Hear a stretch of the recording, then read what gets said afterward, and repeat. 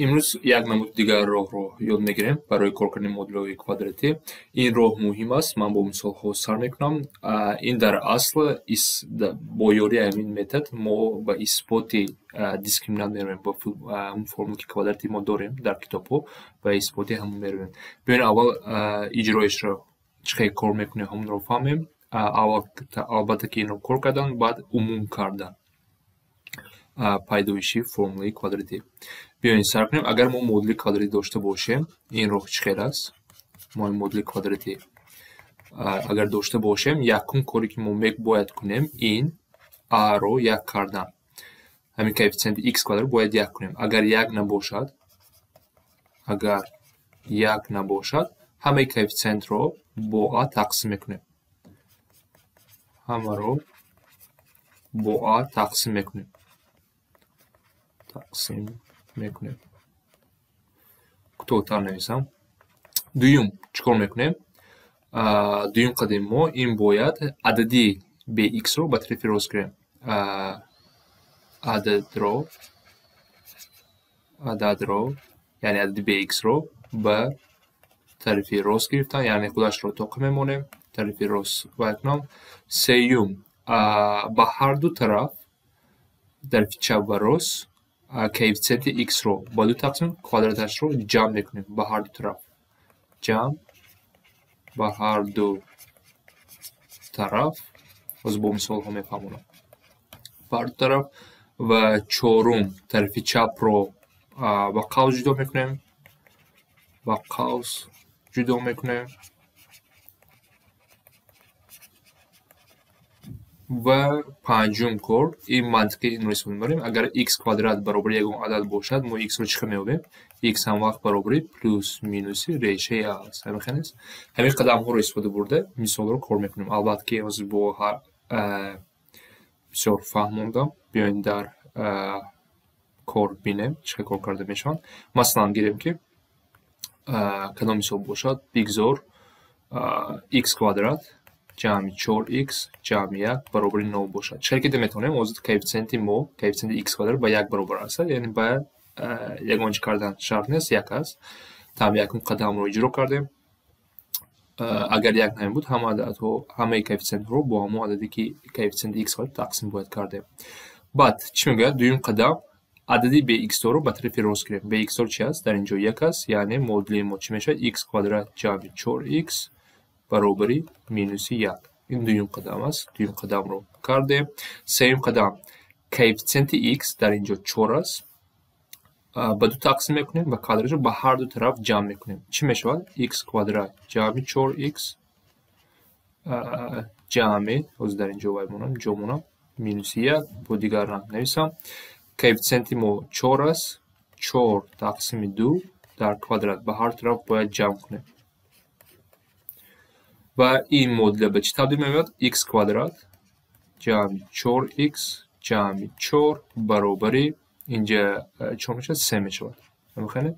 اکنون می‌بینید طرف چپ این کвадрати پوره که از نامش میاد کвадрати پوره است. چه کвадрати پوره است؟ اونها با قوس‌ها جدا کرده می‌تونیم. x جمع 2 در کвадрат نوشته میشود طرف چپ رو. و بعد این قدم 5 ما اینو اجرا کردیم. این رو هم اجرا کردیم با قوس جدا کردیم. اکنون آخرین قدم چی است؟ اگر یگان کвадрат یگان ifode یا عدد با یگان عدد برابر باشه هر طرف ریشه‌اش رو اگر گیریم این با ما چی میدهد؟ x جمع 2 برابری ریشه 3 یا اینکه x جمع 2 برابری مینوس ریشه 3. مینوس ریشه 3 میشود. از اینجا x برابری ریشه 3 مینوس 2 یا x برابری مینوس ریشه 3 مینوس 2 است.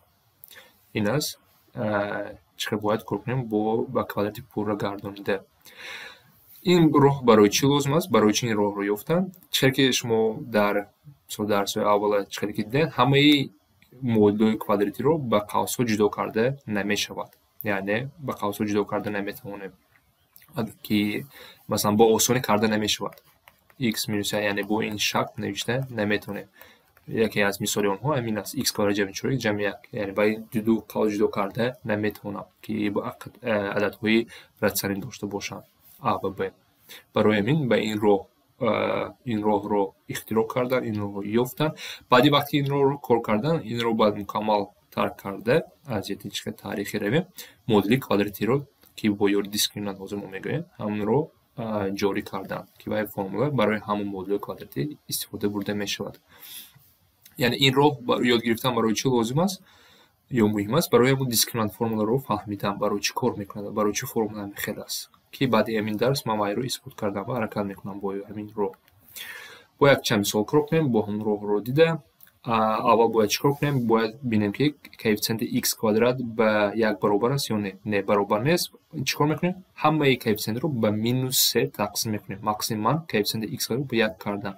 همش رو اگر به مینوس 3 تقسیم کنیم، همه کوفیشنت رو به مینوس 3 تقسیم کنیم، مدل ما به چی تبدیل می‌یابد؟ این مدل میشود x کوادرات مینوس 4x مینوس 5 تقسیم 3 برابر 9. اکنون دویم روی ما چی است؟ عددی که به x است آن رو به طرف راست گرفتم. x کوادرات مینوس 4x برابر 5 تقسیم 3.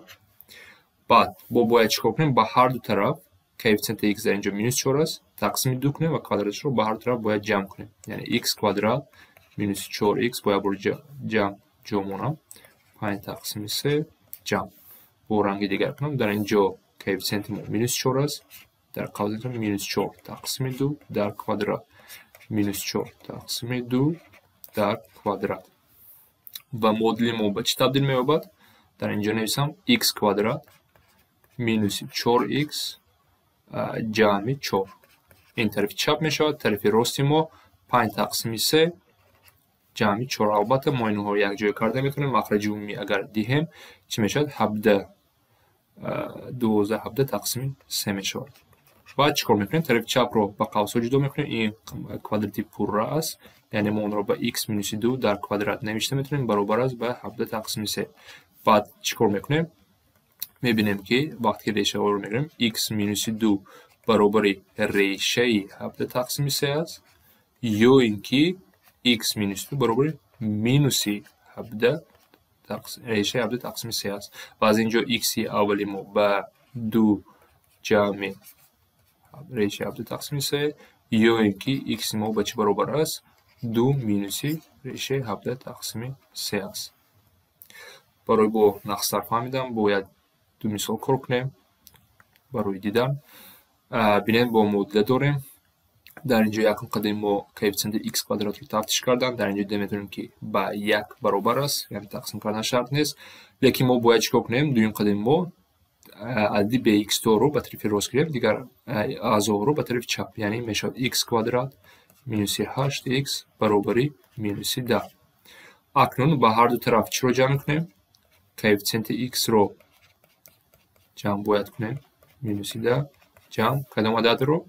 کوفیشنت x در اینجا مینوس 8 تقسیم 2 در کوادرات مینوس 8 تقسیم 2 در کوادرات. و این به چی برابر می شود؟ طرف چپ ما x کوادرات مینوس 8x جمع 16 می شود برابر است به مینوس 10 جمع شد 6 می شود. از اینجا با چی می شود؟ این طرف چپ ما این کوادرات پوره است، x مینوس 4 در کوادرات برابر 6. و از اینجا x رو با هم رو میابیم چی می شود؟ x مینوس 4 برابر است به ریشه 6، یا اینکه x مینوس 4 برابر است به مینوس ریشه 6. از اینجا x برابر 4 جمع ریشه 6، یا اینکه x برابر 4 مینوس ریشه 6. با یک مثال کار کنم بعد تمام میکنیم. کوفیشنت x کوادرات 5 است. چیکار میکنیم؟ باید 1 کنیم، همه افاده ها رو با همه اعضا رو با 5 تقسیم میکنیم، همش رو با 5 تقسیم میکنیم. و مدلی کوادراتی ما به چی تبدیل میشه؟ x کوادرات مینوس 3x جمع 2 تقسیم 5 برابر 0. باز قدم ما اعضای 3 رو به x رو به طرف راست گرفتم، این میشه x کوادرات مینوس 3x برابر مینوس 2 تقسیم 5. بعد به هر دو طرف باید کوفیشنت x رو نیمش رو به کوادرات گرفته جمع کنم. جمع باز جمع مینوس 2 تقسیم 5 جمع چی میشود؟ مینوس 3 تقسیم 2 در کوادرات مینوس 3 تقسیم 2 در کوادرات. این به چی تبدیل میشه؟ x کوادرات minus 3x جمع 9 تقسیم 4 برابر است به minus 2 تقسیم 5 جمع 9 تقسیم 4. البته طرف چپ رو ما ساده کرده بودیم، مخرج عمومی میدیم. این چی میشه؟ minus 8 45 37 تقسیم 20 میشود. اگر minus 8 45 درستن 37 تقسیم 20 میشود. اکنون طرف چپ با این کوادرات پوره است. چی است؟ x minus 3 تقسیم 2 در کوادرات. چه که میبینیم همین 9 تقسیم 4 3 تقسیم 2 کرده بودیم، همون رو در کوادرات میگیریم. قوس‌ها رو کشیم با همون ifade ها به وجود میآیند و برابری به چند؟ 37 تقسیم 20. و از اینجا اکنون میتونیم که x ما به چه برابر؟ x minus 3 تقسیم 2 برابر است به ریشه 37 تقسیم 20 یا اینکه x بر minus 3 تقسیم 2 برابری مینوس ریشه 37 تقسیم 20.